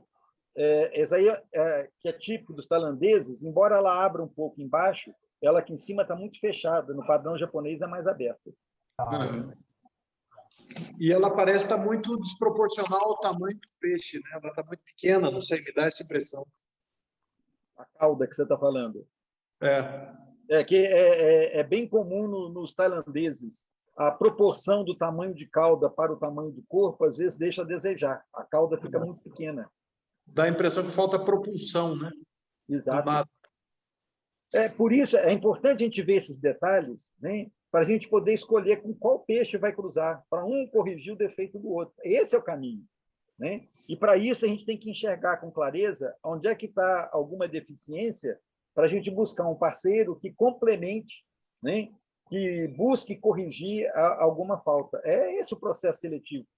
Você trabalhar nessa direção para chegar aonde se deseja. E para nós todos aqui, o que a gente está fazendo é treinando quais são os pontos de atenção que a gente precisa estar ligado, né? Sim. Pessoal, de novo, aí a curvatura, né, tá legal, é exatamente isso que o Mário está falando, né? Aqui é para a gente aprender mesmo, pelo menos eu aqui. A curvatura, ele está mais no final da cauda, né? Isso, já falamos da cauda, o pedúnculo tá adequado para o peixe, apesar da cauda estar pequena, e outra, é o ranchu ou isso aqui também é um Buffalo Red? O dorso, a gente costuma procurar uma curva mais suave, né? Esse peixe ele está um pouquinho mais acima do ângulo desejado, vamos dizer assim, tá vendo? Ele tem um pico, né? Por mais que seja bonito de ver ele tem um pequeno, né? Uma pequena altura que não é muito aceita, né? Que tem que ser trabalhada, que nem o professor falou, né? Então, é um peixe muito bonito, é um exemplar muito bonito, principalmente em relação à cabeça, ao ângulo dele, do final do pedúnculo. Entendeu? Só que você tem que procurar um parceiro que tenha uma linha dorsal mais suave, né, para poder tentar trabalhar de uma forma de correção nos próximos descendentes. Mas é um animal muito bonito. Complementando o que a Roberta falou, Quando você fala um Buffalo Head, você está se referindo à cabeça. É um ranchu com cabeça Buffalo Head, ok? Não deixa de ser ranchu, no caso do Eu não peixe. gosto nem de usar essa denominação de Buffalo Head. Eu gosto de dizer que é um ranchu tailandês. Sim, sim. O fato do formato da cabeça, ele não deixa de ser ranchu, ok? Então, nós temos no ranchu vários formatos de cabeça, igualzinho no oranda, mesma coisa. Né? Seja ele o ranchu japonês, seja ele o ranchu tailandês ou chinês. Tanto é que eu falei lá no início, né, que o padrão ideal que os japoneses gostam para o ranchu é a cabeça de Tatsukashira, né? Que é aquela cabeça mais alongada, que é o formato da cabeça do dragão, né? Diferente do Shishigashira, que foi na origem. Ok? Professor, Mas no final, uma questão que eu queria só pontuar é que me parece que, até pelas questões de logística e mais propícias aos importadores, pelos peixes que vocês viram, parece que a gente está tendo uma predominância da genética do peixe tailandês, né? Do padrão tailandês. Esse que vai aparecer agora é um Sakai Red das antigas. Eu tenho muito carinho por esse peixe. Ele é aquela genética Sakai pura. Olha que interessante. A cabeça desse animal está fantástica. Está muito bonito. Roberta. É muito robusto esse peixe. É incrível como ele é vigoroso. Incrível. Roberta, nesse caso aí, parece que a cabeça é bonita, mas parece que o corpo já não está harmônico, né? Já não tem uma harmonia no corpo. Tem uma curvatura meio exacerbada ali, né? O final da dorsal dele não está bom, né? Ah, tá. Exatamente. Ele tem um pequeno defeito, uma pequena falha próxima ao pedúnculo dele. Dá para ver visivelmente, está vendo? Como nós estamos falando, é aquela curvatura suave. Ele tem a curvatura, mas ele chega no final, ele dá uma dobrada, entendeu? Então, ele não é suave, dá para ver visivelmente, está vendo? Mas é um peixe que foi mantido devido ao trabalho de cabeça dele. A cabeça dele é fantástica. Mas em relação ao corpo, teria que se trabalhar, e referente à curvatura dele. É uma fêmea, né, Wene? Esse é um macho. Macho? Esse é um macho. Então, novamente, aí, Enio, é a escolha de uma fêmea que tem um pedúnculo, essa terminação, né, da curvatura de corpo no pedúnculo, melhorado para pegar as características boas dele, mas com um pedúnculo de melhor qualidade na fêmea. Sim. É um bicho muito bonito. E é o padrão Sakai, né? E é um trabalho de construção, né? Quer dizer, você tem que melhorar essa curvatura, mas ao mesmo tempo você tem que manter a qualidade da cabeça. Né? Você não pode perder o foco também, porque senão você acaba retrocedendo em relação às outras características. Então, quer dizer, o ranchu, ele é fantástico devido a essa grande possibilidade de você trabalhar ângulo de cauda, ângulo de dorsal, crescimento de epitelioma, e é o que o professor fala, isso que é a cachaça, né? É as variantes, é as possibilidades que um único animal consegue nos proporcionar. Você tem várias opções de estar trabalhando e construindo ele, de acordo com o seu gosto ou com um padrão exigido. É muito bacana. Eu não conheço animal domesticado que tenha a plasticidade que tem o king. Não conheço. Verdade. Olha que cachorro tem uma variabilidade razoável, mas o king dá de 10. É impressionante. Essa é uma fêmea que veio da Tailândia. Junto com aqueles Buffalo Heads lá, aqueles Red Whites lá. É a única fêmea que sobrou. A outra morreu. O bacana desses animais importados que vieram aqui para o Brasil recentemente é é essa característica de focinho, né? A gente fala, né? Eles têm um focinho. Você pode ver que a protuberância do funtã, que é as bochechas dele jogada para frente, então dá essa impressão de que eles têm esse focinho. E isso é típico de um búfalo red, né? Ele tem o topo da cabeça bem moderada, mas em compensação o funtã dele é jogado para frente, né? É muito saliente e é um animal muito bonito. O corpo desse animal está mais harmônico em relação ao anterior. Só que a cabeça dele, para Buffalo Red, fica devendo bastante, não fica? A cabeça... Na verdade, essa coloração ela acaba camuflando um pouco os detalhes da cabeça, né? Os limites da cabeça. Exatamente. Então, dá para a gente ver que ele tem um funtã, uma bochecha bem jogada para cima. Só que, às vezes, a coloração não ajuda muito na visualização.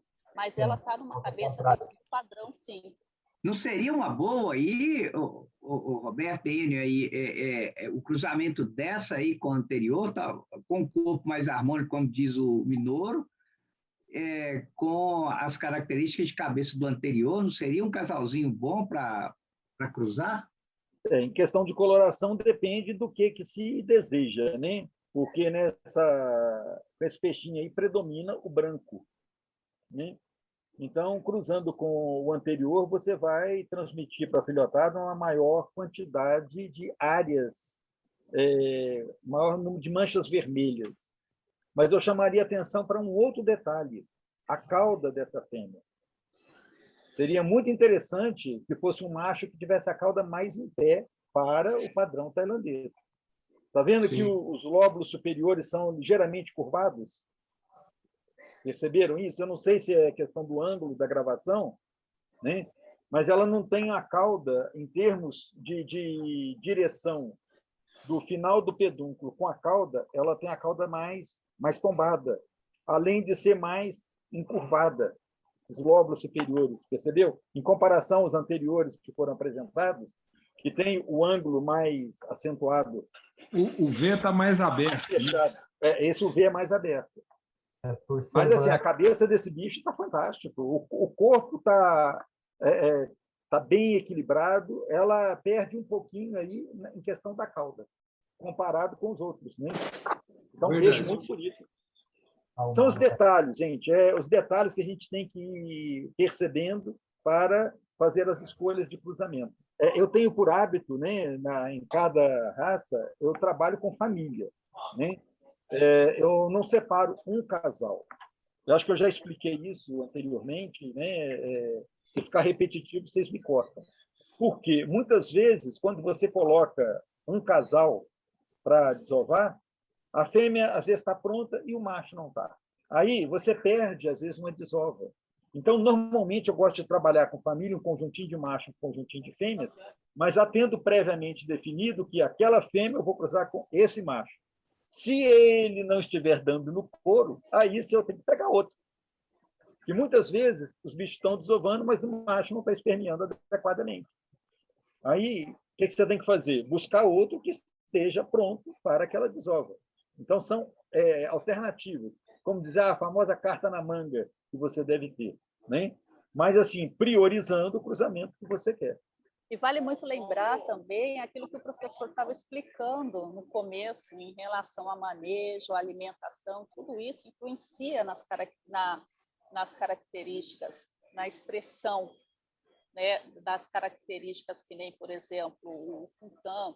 Eu estava lendo em alguns artigos que é de extremamente importância você dar alimento vivo para o animal em vários estágios de vida, até juvenil, porque eles conseguem trabalhar nessa característica das bochechas, né? Eles deixam as bochechas mais proeminentes, então tem tudo à base de incidência de luz, de alimentação, quer dizer, aquele contexto que o professor falou de manejo, né? Não adianta a gente ter uma genética boa na mão se a gente acaba pecando, errando no manejo, na construção desse animal. Então, quer dizer, a gente pode conseguir um peixe bom na mão e a gente pode destruir ele também, né? Então, é muito importante a gente estar fazendo toda essa análise, entendeu? E dar as exigências adequadas para cada raça,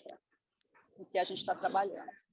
Pessoal, sobre esses blacks, eu tenho um lote de black que veio, alguns vieram do Sakai, alguns foram importados, e eu já não sei mais quem é quem. Eu botei tudo junto e...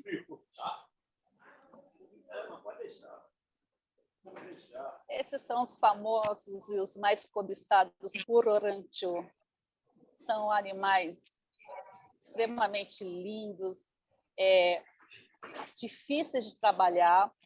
Como eu sempre falo, o preto e o azul, são uma coloração muito difícil de estar fixando no animal, né? Então, os animais que vieram de importação, a maioria, eles não vieram com um ângulo bom, uma característica, uma boa cabeça. Eu acredito que a característica de cabeça desses animais, eles são menores em comparação aos outros, né? Então, tem que ser um trabalho muito grande, um trabalho muito árduo de você estar construindo o crescimento dessa cabeça, colocando um gene em cima dessa característica e a coloração, né? É um trabalho realmente muito difícil. Então, a importação que chegou foi muito importante, mesmo não tendo um padrão morfológico de acordo com o que a gente quer ou a gente precisava. Então, quer dizer, é um trabalho muito difícil. Mas a gente está conseguindo. A gente, que eu falo, o Sakai, né? O Sakai, ele faz um trabalho fantástico. Essa coloração em relação a peixe japonês também, o Fuji está trabalhando também e está com uns bichinhos muito bonitos. O trabalho dele também é fantástico. E é um trabalho muito rígido. E hoje em dia a gente consegue encontrar uns bichinhos, são raros ainda, dá para contar nos dedos, né? Com essa harmonia de cabeça, com um crescimento um pouquinho maior de cabeça. O Sakai conseguiu construir, né? Mas eu acredito que ele tenha um ou dois, é muito difícil, né? Já um animal que tem um crescimento maior de cabeça com uma coloração mais escura, né? Ele conseguiu fixar, mas isso não quer dizer que ele vai conseguir nos próximos... Ele está trabalhando para isso, né? E é um trabalho difícil. Eu não tenho nenhum macho de black. Os que eu tinha morreram. Então, eu estou reproduzindo com aquele machinho bronze que eu mostrei, aquele Sakai. É o que eu tenho. Queria até a opinião do Mauro, da Roberta, de vocês. Que tipo de macho eu poderia colocar aí? O bronze ou bota um red? O que é mais adequado? Eu vou passar essa pergunta para o professor e acrescentar uma pergunta para ele também, referente a esses animais. Porque o primeiro lote que saiu desses animais, a maioria saíram fêmeas, pouquíssimos machos. E por qual motivo seria? Clima, temperatura de água, enfim. Tem várias possibilidades, várias, né? Essas que você citou, e pode ser também de linhagem. Às vezes a linhagem tem características genéticas predominantes para a fêmea, né? É comum isso, né?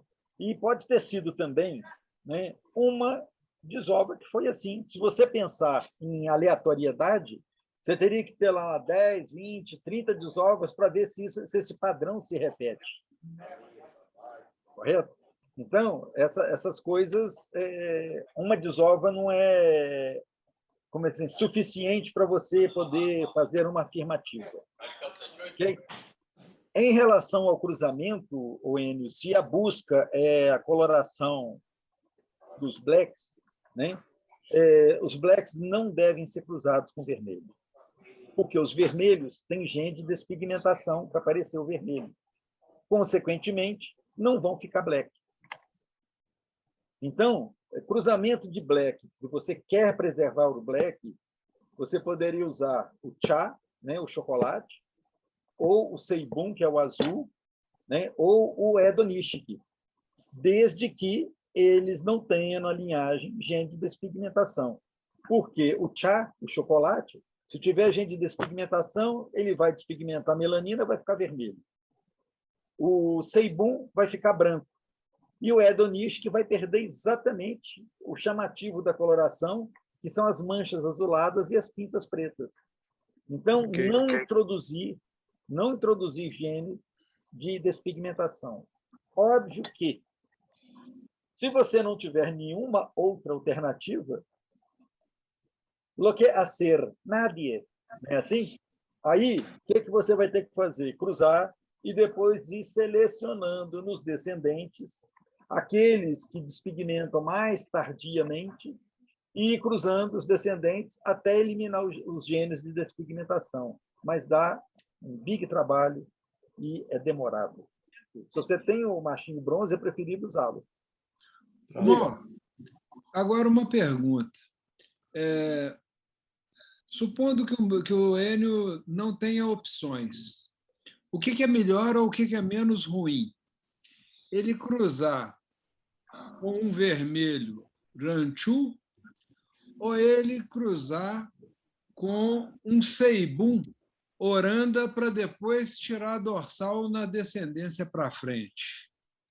O trabalho vai ser o mesmo, porque embora os genes de despigmentação, eu acredito que seja em número menor do que os genes que determinam a estrutura de dorsal.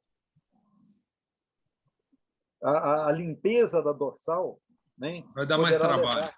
Dá mais trabalho, levar mais tempo. Boa. De todo jeito não tem jeito, tá, Andy? Se correr, o bicho pega, se ficar, o bicho come. Nós temos que trabalhar dentro da realidade nossa, cara. Vai fazer o quê? Ô, Mauro, a pergunta... Deixa eu fazer um comentário que é interessante. Quem cria quem? Sou eu que crio o ranchu ou é o ranchu que me cria? Os dois, cara. Não tem como fugir disso, não. Mas é isso aí. Eu não tinha, né, ranchu do padrão cálico, né? Então, o que eu fiz? Eu fiz um cruzamento pegando um peixinho cálico de dorsal mais próximo de morfologia de ranchu para fazer cruzamento. E, curiosamente, nesse cruzamento, nasceram bichos totalmente sem dorsal, totalmente com dorsal e com fragmentos, que para mim foi uma surpresa. Foi uma surpresa, porque eu peguei aleatoriamente um peixinho cálico, e eu não esperava, porque eu já fiz cruzamentos de peixe com dorsal e sem dorsal, e praticamente sai 100% com dorsal. 100%. Sim. Às vezes sai um ou outro faltando uma beiradinha de dorsal. E esse, para minha surpresa, eu acho que lá de cima eles combinaram para dar uma forcinha ali, fazer alguma mudança e me favorecer, cara. Nasceram alguns totalmente sem dorsal. Fiquei babando. Não esperava exatamente pela demora da limpeza que vai ser depois, de você depurar isso. Que aí sai aquela pontinha, sai uma pontinha no início, uma pontinha no meio, outra lá no final. Pô, é trabalhoso, né? E, para minha surpresa e felicidade, nasceram alguns limpinhos. E coisa que eu não esperava. É a primeira vez que eu vi isso assim. Em outros cruzamentos que eu já fiz, o dorsal de cabo a rabo. Você vai ter que ir cruzando depois para chegar lá. Limpar resquício de nadadeira dorsal é o cão. O professor praticamente ganhou na Mega Sena. Em relação aos peixes, que nem a criação, o peixe que o sakai, ele é totalmente diferente do peixe do fuji. São raças diferentes, né? São linhas diferentes. O fuji, ele é padrão japonês. O sakai, por gostar de peixes mais redondinhos, mais curtos, né, tá puxado mais para o padrão chinês, né? Então, o trabalho do fuji, ele é um trabalho totalmente diferente. É um trabalho, como ele já vem do Japão fazendo esse trabalho, é um trabalho rígido, trabalho realmente de características totalmente diferentes. E a beleza desse padrão tradicional, essa linha tradicional que ele, além dele ter o Edonisk, que é um peixe maravilhoso que ele mantém, ele tem as linhas tradicionais, né? Que é aquela linha de coloração que a gente estava falando, mais acentuada, os desenhos de trabalho em cima desse peixe. Então, essa disciplina, desse refinamento, né, de características do padrão japonês, ele é totalmente diferente. O professor tinha até dito um pouquinho antes sobre o ângulo da cauda de tailandês, que ela é mais fechadinha. O do padrão japonês, ele é mais aberto, ele é visão superior. Então, ele tem um arco de nadadeira caudal bem mais aberto, né? Por isso que eles são mantidos num recipiente de coluna de água mais baixa, né? Porque eles têm aquela, vamos dizer assim, um modo diferente de nadar, né? Então, o que vai muito no padrão japonês é esse ângulo de arco de abertura, é uma cauda muito mais aberta, né? Porque eles são mais apreciados por aquilo que eu já tinha dito, pela beleza, por ser forte, né? Um pedúnculo forte, mas também não deixa de ser aquele nado agradável, que também vale muito, né? É muito avaliado. A cauda, a pontinha dessa cauda já é a famosa cauda Sakurao.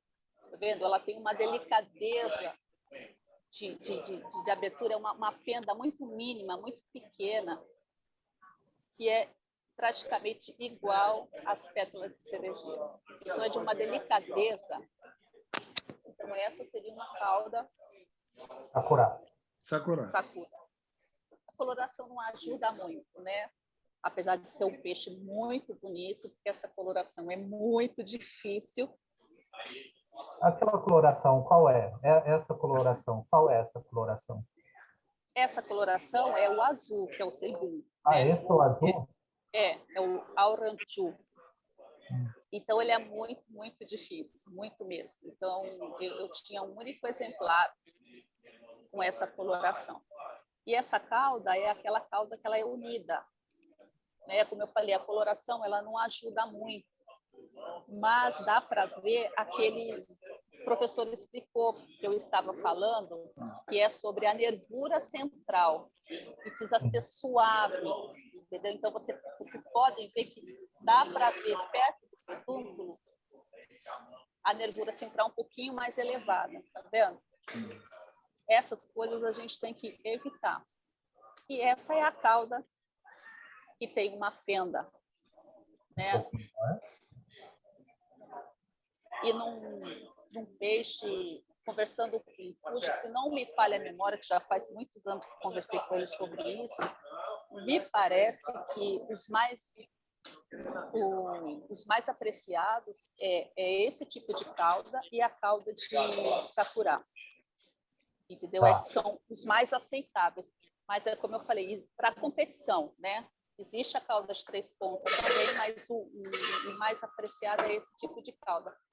Professor, eu só não estou me recordando que é Mitsuo e Itsuo, quem é quem. O negócio é o seguinte, é contagem japonesa. Hitotsu, Futatsu, Mitsu e Yotsu. Hitotsu, 1, Futatsu, 2, Mitsu, 3, Yotsu, 4. Então, Mitsu, né? Mitsu O é cauda Mitsu, cauda de 3 pontas. Yotsu O, cauda de 4 pontas. Essa cauda, eu acho muito bonita essa cauda. Poderia tecer comentários, Roberta? Ele é mais retilíneo, né? Esse corpo, né? Ele não é assim, ele não é arredondado. Ele é um pouco mais encompridado, né? Vamos dizer assim, não sei se existe esse termo, né? Encompridado, não, alongado, né? Então, é um corpo alongado numa cauda que eu acho bonita, assim, parece uma flor, né, se abrindo, né? Essa cauda, que nome poderia dar? Olha, essa cauda ela é mais aberta, vocês podem ver. Sim. Só que eu não consigo ver se ela tem fenda ou se ela não tem, entendeu? Para estar distinguindo a cauda. Mas você pode ver que o arco da cauda dele, ele é mais aberto. E ele é esse arco que a gente fala, que é esse arco somado com esse pedúnculo mais grosso. Você pode ver que o núcleo da cauda desse animal que está mais embaixo, ele é bem mais largo. Então, quer dizer, esse trabalho faz com que o peixe tenha essa força desse nado, entendeu? E, ao mesmo tempo, essa leveza, essa graciosidade, né, de como se estivesse dançando no meio de um recipiente, de uma bacia, né? Porque na maioria das competições do Japão, as bacias elas são redondas, né? Então tem todo um processo que o peixe ele não pode ficar nadando em volta da bacia, entendeu? Ele tem que nadar no meio da bacia, então ele tem toda essa graciosidade. E o peixe, você pode reparar que esse peixe já dá para ver o futan dele projetado para frente, né? Então isso faz com que a cabeça dele fique mais retangular, né? Eles são mais retangulares. Então, e você nunca vai encontrar um ranchu japonês gordo, rechonchudo, que nem esses padrões chineses que a gente gosta, que a gente mais aprecia. Isso que não, nem pode, né? Eles têm esse padrão mais comprido, mais alongado, e eles têm que manter, né, esse equilíbrio de arco, de nadadeira caudal, com esse corpo mais alongado e a cabeça seguindo também harmoniosamente. Você está vendo que a placa opercular também, ela é muito moderada, você não vê. E o topo da cabeça também ela não pode. Então, quer dizer, o peixe ele precisa ter pintando. Ele precisa ter essa característica projetada para frente, para fazer esse peixe mais elegante. Então, dificilmente você não vai encontrar um ranchu tradicional japonês obeso, né? Porque você tem que manter esse padrão e essa qualidade. É o que eu falo, é um animal totalmente diferente. Não dá para avaliar esse peixe se comparando a um ranchu chinês ou um padrão tailandês. Ele é totalmente diferente. Esse peixe ele tem uma tradição muito rígida, sabe? É um trabalho de construção de décadas, é uma disciplina de refinamento, entendeu? Que é fantástico. E o Fuji mantém muito bem isso no trabalho que ele faz aqui no Brasil. Quer dizer, são trabalhos bonitos, diferentes, né? O Sakai com a linha dele, puxado para o chinês, que é um trabalho fantástico, e o Fuji com o trabalho dele na linha japonesa. E é interessante chamar a atenção para mais um detalhe, né? Além da questão do pedúnculo caudal, né? Quando você observa a cauda para o padrão de ranchu japonês, o ângulo da terminação do pedúnculo para a cauda, 90 graus. Enquanto que nós estamos olhando nos ranchus tailandeses, é um Vzinho. Perceberam? Então, como ele foi selecionado para ser visto por cima, quando você tem esse ângulo, você vê a cauda aberta. Né? Que também, além de ter o ângulo, tem a abertura da cauda, diferente do padrão tailandês, que a cauda é fechadinha. Às vezes ela abre um pouquinho embaixo, mas em cima ela é fechada. Então você não tem aquele leque que remonta à flor de cerejeira, sakura. Sakura no hana, flor de cerejeira. Ok? Gente, o Ederson não está por aí, não, que o Ederson está cozinhando essa hora. Mas esse bate-papo de hoje foi sensacional, viu? Parabéns, Mauro, parabéns, Roberta, muito obrigado pelas contribuições sensacionais, seus comentários. A riqueza de detalhes muito grande. Muito obrigado. Eu gostaria, inclusive, de reforçar, Mário, aquela provocação que você fez para a Roberta para ela estar presente nas outras. A participação dela hoje foi fantástica. Por favor, né? Bom por demais. Muito bom. Valeu, Roberta. Muito bom. Olha, eu saí um pouquinho mais cedo do trabalho, estou dentro de uma loja de conveniência para poder participar dessa reunião, porque é um tema que a gente poderia estar aqui falando por horas, porque tem muito mais detalhes, mais características que a gente podia estar falando sobre a história, entendeu? É um animal muito mitológico, né? E eu acho que dava para muitas e dragão, muitas mais horas. Não, mas pode ficar tranquila que a gente não está encerrando o assunto, não. A gente está iniciando. Pode ficar tranquila. É só o comecinho, né, Mário? É isso aí, ué. Gente, sensacional, sensacional. Muito bom. Para a turma que não conhecia Aranchu, eu não tenho a menor dúvida que quem assistir isso tudo que foi comentado aqui, pelo menos se não conhecia nada, fica com a pulga atrás da orelha, encantado e querendo conhecer um pouco mais. Parabéns para todo mundo.